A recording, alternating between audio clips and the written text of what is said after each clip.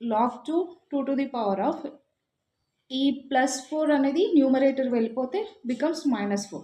So మనకి formula ఉంది ఏంటిది, as per the formula 1/a⁻m is equal to a⁻−m. ఈ ఫార్ములా బేస్డ్ పైన మనం డినామినేటర్ ఉన్న పవర్ని మైనస్గా రాసుకుంటున్నాం. So now using this formula, log a⁻m is equal to m log a. So using this formula, now we are going to write it as, so log m అంటే ఏంటిది, power ఇక్కడ, so power -4 log of and a అంటే 2 and మనకి power ఇక్కడ 2 ఉంటుంది కనుక 2. So hence -4 into, so ఈ entire log 2 power of 2 ఏమని రాసుకోవచ్చు using this formula, log a⁻a is equal to 1. So log power a⁻a is equal to 1 అంటే ఏంటిది, మనకి ఇక్కడ log 2 power of 2 power of 2 can be written as 1. So -4 into 1 is equal to -4. Next log 7 power 1. So log 7 power 1 అనేది ఏంటి, మనకి దీన్ని డైరెక్ట్గా మనం రాసేసుకోవచ్చు. Like as we have a formula log a⁻1 is equal to 0. So ఈ direct formula base పైన మనం ఈ వాల్యూని 0గా రాసుకోవచ్చు. సో ఇలాంటి సమ్స్ మనకి బిట్స్లో వస్తాయి.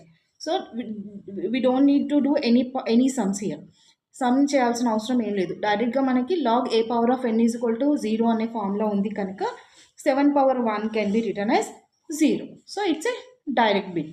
సో ఇలాంటి సమ్స్ మనం బిట్స్లో ఎక్స్పెక్ట్ చేయొచ్చు.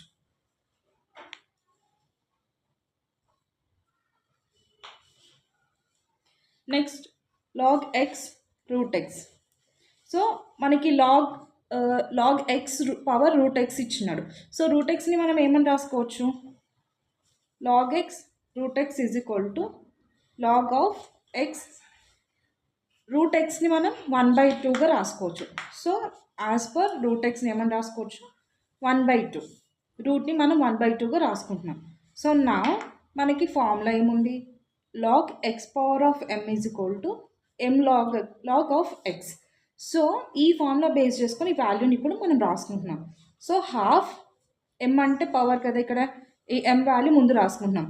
Half log of x in power of x which is equal to 1/2 log x⁻x అంటే ఇంతకుముందు డిస్కస్ చేసినట్టుగా మనకి ఇక్కడ పవర్ ఆఫ్ xలో ఉన్న దాన్ని ఏమని రాసుకోవచ్చు, log of a⁻a is equal to 1.